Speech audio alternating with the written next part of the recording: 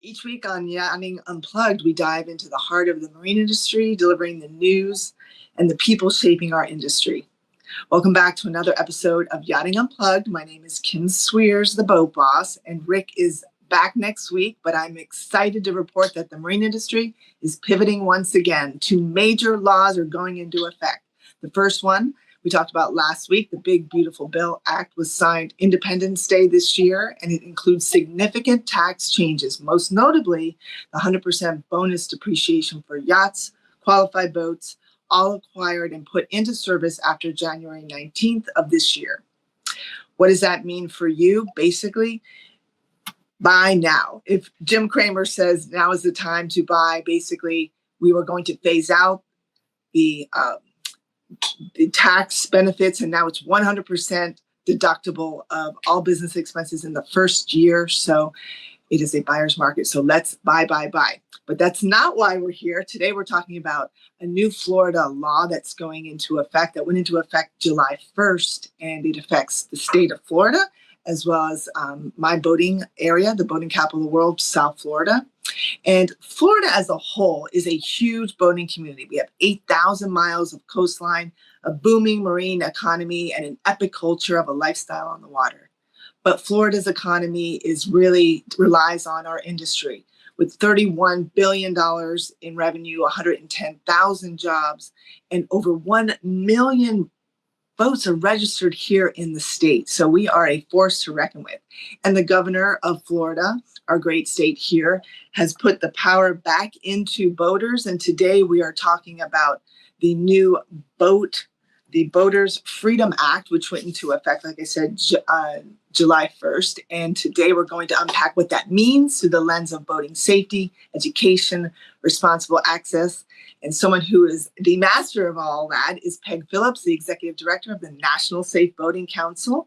Peg is passionate about advocate for safety on the water and has been my mentor and instrumental in shaping public awareness campaigns and everything about keeping boaters informed, prepared, and protected. So Peg, welcome to Yachting Unplugged.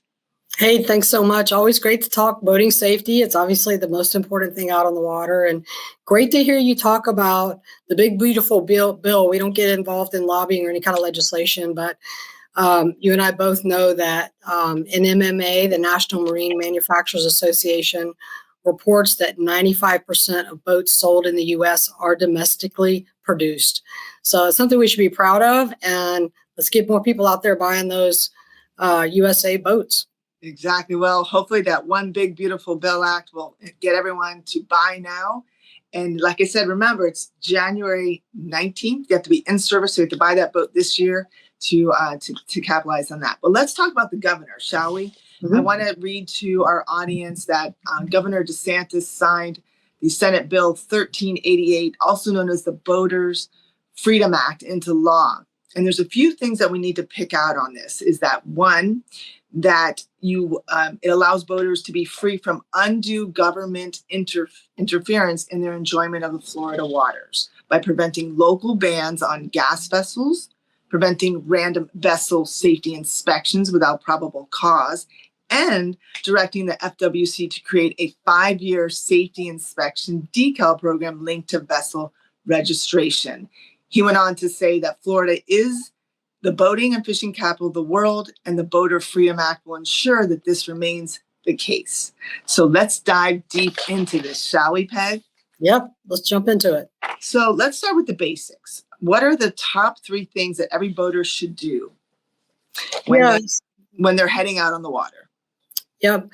So real basic boating safety. The most important thing is to wear that life jacket.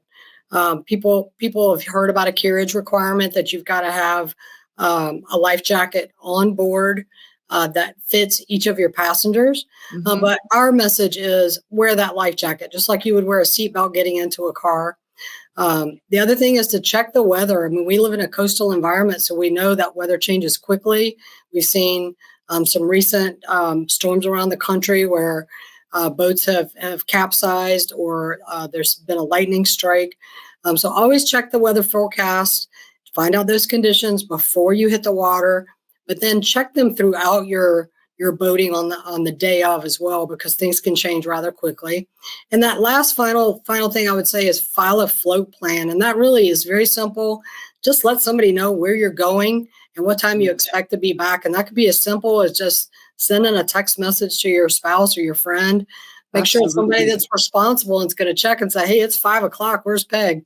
She was due back in, right? Make sure they can come put out an alert if you're not back on time. Well, no, super important. We had that unfortunate accident where that whole family, practically, I think 8 people had died because they didn't check the weather and then they didn't have their life vests on. So let's switch to how important safety is. The safety that you wear, that life jackets are a big thing. Why are they so critical? Yeah, the life jacket is the easiest way to protect yourself as the boat operator and all of your passengers. Like I said, it's like putting a seatbelt on in a vehicle. It's automatic to us to do that. Life jacket should be the same way. There are other ways to die on a boat. And I want to say, first of all, boating is for the most part, very safe activity, but it comes with risks just like any outdoor activity. But for the most part, if you're going to die on a boat, you're going to drown. And just think of all the lives that could be saved if somebody would just put that safety gear on, just put that life jacket on, and it will protect you when you're out on the boat. Well, when we talk about life jackets and this bill, the Boaters Freedom Act, let's divert a little bit. There's not going to be safety checks per se. They're not going to stop you on the water, but you still need to have this safety equipment on board. And let's talk about it. Some of it may even expire. Can you talk about that? Yeah, so really the way that I interpret this law from a boating safety perspective is that in the past, local and state law enforcement agencies were able to conduct a vessel safety inspection. And I've done many ride-alongs and seen those. And what that is really an opportunity for Marine Patrol to converse and educate with a boat operator on what is required boating safety equipment and what is recommended. And that gives that boat operator that opportunity to walk around their vessel, put their hands on those life jackets, look at those flares, make sure that they're not expired. Right. Fire extinguisher, make sure that it's the correct size for the vessel, make sure it's in working order and that it's not expired. And really kind of key too is, maybe that boat operator isn't doing a vessel safety check, which they should do before every departure, that pre-launch check. But so we want to know exactly where that fire extinguisher is, where those flares are, where's that safety cushion, right? So they can access those things quickly. If they haven't checked on that stuff for months, they might kind of forget where they store it on the boat. So this puts the responsibility, without these vessel safety checks, this puts the responsibility back on that boat operator. Come up with a pre-departure checklist. You can get one of those on U.S. Coast Guard website, U.S. Coast Guard Boating, or National Safe Boating Council. Come up with a pre-departure checklist and check those items every time you get ready to launch your boat. Kind of reminds you, check those expiration dates, make sure everything's in working order. And it also reminds you where you're storing that safety gear on the vessel. So the law, the Boaters Freedom Act, it puts the power back into the boaters' hands. But that can be a good thing and a bad thing, because we were getting the checks, obviously the stops, randoms, you could be checked for anything, but now there has to be probable cause. So let's get into why safety gear is so important. We've had Lucy's Law that was recently passed, and I that 17-year-old beautiful soul lost her life, but because of it, a lot of things have changed. Let's talk about Lucy's Law. Can you explain that? Yeah, so unfortunately, sometimes legislation is created after a tragedy, and this teenager lost her life in a very tragic boating incident. And the Lucy's Law really has changed what the criminality is associated now, and kind of pairs it with what happens on the road. So if you're driving and you get a DUI, we'd kind of like to have that same consequence as if you have a boating under the influence. So it kind of does, from what I've seen so far on the law, is that the consequences are going to be similar to what you would experience in a vehicle accident. So if you are boating under the influence, which we'll go ahead and say that is where factors are known, that is the leading cause of fatalities is boating under the influence. Alcohol and boats just simply do not mix. So stay hydrated out there, but save the alcohol for when you get back on shore. But the consequences now are going to be pretty severe in the state of Florida if you are boating under the influence and you cause an incident and someone is injured or killed. Well, but the Boater Freedom Act, there's certain things that they now have to look out for, the agencies. You have FWC now has to have cause to board your boat. And then you had mentioned to me, surprisingly enough, that the Coast Guard this does not apply to the Coast Guard. The Coast Guard can board your boat for any reason. Is that correct? Well, the state law would not impact federal law. So the Coast Guard is still under, has their statutory authority under federal law. So if they need to feel the necessary to do a vessel safety check, this new Boater Florida law would not impact the Coast Guard in any way. It would impact local and state law enforcement agencies. So boating, back to what my original comment was, or yours was, boating under the influence, if FWC sees that, or the Coast Guard, they can stop the vessel. Or if they foresee any illegal activity, they still can stop the vessel and search. Oh yeah, if there's any probable cause whatsoever, if somebody's speeding through a manatee zone, if somebody's boating erratically, if they're ignoring navigation rules, if they're driving the boat too fast and irresponsibly, any of those could be probable cause for any of the law enforcement, whether local, state, or federal, to stop that vessel. Have a discussion with the boat operator, and then I imagine at that point they could say, let's see what's on your boat. Do you have the right life jackets, the fire extinguishers, the flares? But yeah, with the new law, Florida law, local and state law enforcement would have to have probable cause now. So that again puts that responsibility back at the boat operator of making sure that you are checking your equipment, making sure it's in good working order. Mm-hmm. Well, it does bring a great point that the police just doesn't walk into your house or into your car with no reason. So why would a boat be any different? I see both sides, but I really want to get into what people can do. What are the common mistakes that people make in boating that they should avoid? Because obviously now there's going to be a big push to what are people doing wrong? That's going to be very aware of that. So what are the things that people need to look for? What are the signs that they're not doing something right? Yeah, so, we have seen in some of these incidents overloading a boat. So too many people on your boat. And we saw that. There was that boat that sunk in Miami for 30-something people on the boat. Yeah, so that is kind of a common mistake of a boat operator, is that they've overloaded the vessel. Also, you want to distribute weight evenly on the boat. So if you've got 4 or 5 passengers on your boat and it's rated to have that many on your boat, you don't want them all sitting over in one side together, right, and weighing the boat down. You want to kind of distribute the weight around of the people, of the coolers, of anything that's got any weight to it whatsoever. All your people and gear need to be evenly distributed on that boat. But a lot of boats will have a decal on it that will state how many passengers or the weight limit of that boat. So I would check that. And then common sense as well on overloading that boat. Again, I'll go back to my life jackets. Everyone should really wear a life jacket, right? It's just like if you put people in your vehicle, you're going to put a seatbelt on everyone. Everyone should wear a life jacket.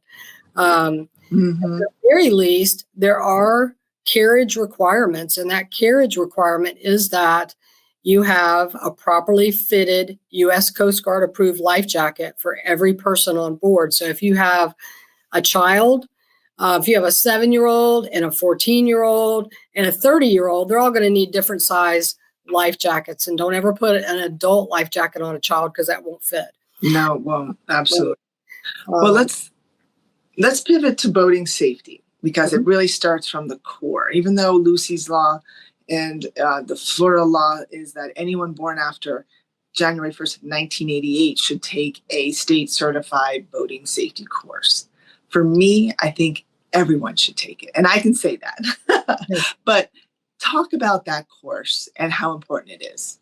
Yeah, and there are some states that have mandatory education requirements. I wish all states did as well. I Me could say too. that too. I really wish they did.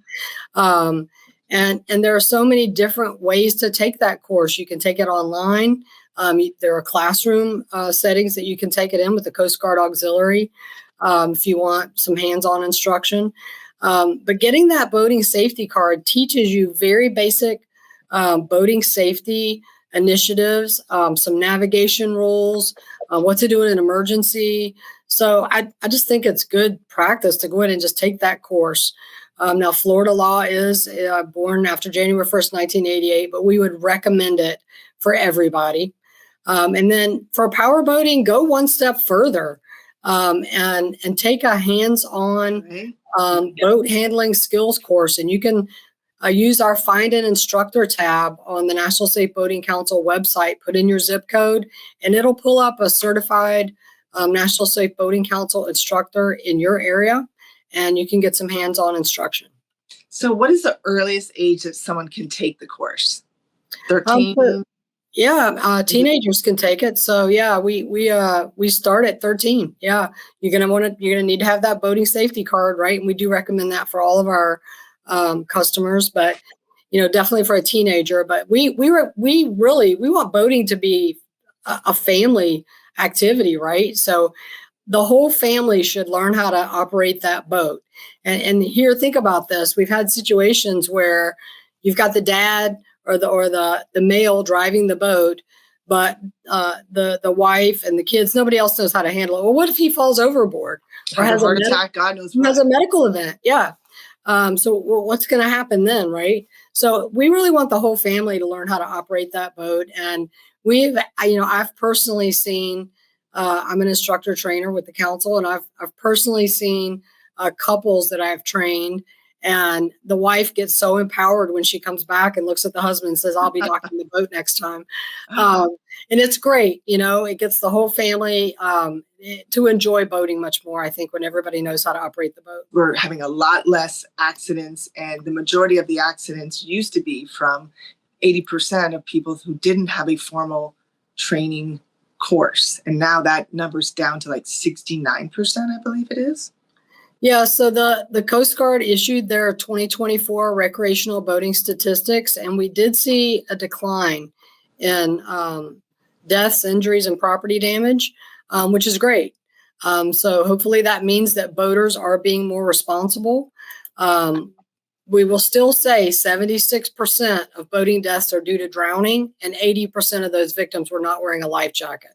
So go back to that. If you're going to die on a boat, it's most likely going to be because you've drowned. So just wear that life jacket and we can save so many lives there.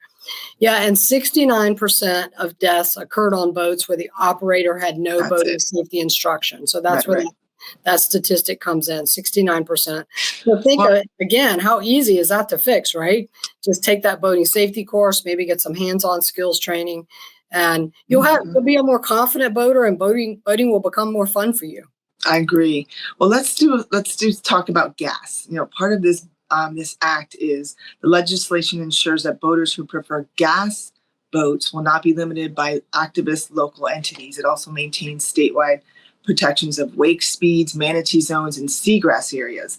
That's not something that just comes to you. So when you talk about taking a boating safety course and then taking it a step further and hiring one of your instructors, they're going to teach you how to fuel up correctly and all the things that you really don't really know. Yeah, I mean, it's we've all seen the videos online where people are at the fuel dock and the boat explodes, right? Yes. So one thing that people don't know about, when you take your vehicle up to the gas pump and you put that nozzle in, it fits that insert in the vehicle correctly, right? And when that tank is full, it does an automatic shut off, right? On a boat, that's not the case. The place is this big, right? So when you put that nozzle in, it doesn't automatically shut off. It's very easy to have backspill on that. There's a lot of fumes coming out. So there is a proper way to fuel a boat. There are some safety things we can do. One thing I have is this. It's the clicks. And this turns, this funnel will turn that, you put this down into it, and it will then create, just like it will stop it automatically, just like you're fueling your boat. Wow. So this is a new product that we're endorsing here, and I certainly use that on my boat. But yeah, what's one of the things the instructor teaches you is how to properly fuel your boat. Right. Well, thanks to, for all that you do, Peg, and thanks to the governor for giving a little more power, if you will, and back into the boaters' hands. But it comes with caution, and you really do. You've brought it to light as to how much we appreciate it, but at the same time, it could also open us up to a lot of liability and unfortunate loss of life and injury. So, Peg, is there anything else that you want to share before we close out the show? Always go back to that easy way to protect yourself and all your passengers. Just wear that life jacket. Go visit a credible retailer, a West Marine, a Dick's Sporting Goods, and buy a life jacket that you'll wear. Okay. And they are fashionable. As long as it's U.S. Coast Guard approved, then check out inflatable life jackets. I mean, they're so comfortable. I can promise you'll forget you're wearing it. No, I have to say Onyx, Mustang are my go-to. They're very fashion and functionable at the same time. So there are life jackets out there. There's also what I call the fanny pack or the waist ones when you're on the belt pack. And the belt pack, those are also good. So whatever you do, boat smart from the start. Get your course. Use your kill switch. We didn't even talk about the kill switch yet. Yeah. Wear your life jacket. Prepare the night before. Boating safety starts way before you get on the water. And thanks to not just the federal government for the One Big Beautiful Bill Act that we can all start buying boats again, but also to the governor for giving us a little bit more power as boaters back into our hands. Peg, thank you for all you do to make sure that our waterways are safer. And we wish you only the best. And we hope to see you on Good Morning America and all the shows that you're on. Yeah, thank you so much. Always great to talk to you. And thank you for being such a great boating safety advocate. Well, everyone, if you like the show, please like, subscribe. And if there's any news that you want to get out to Yachting Unplugged, reach out to myself or Rick Thomas, or you can find us on LinkedIn.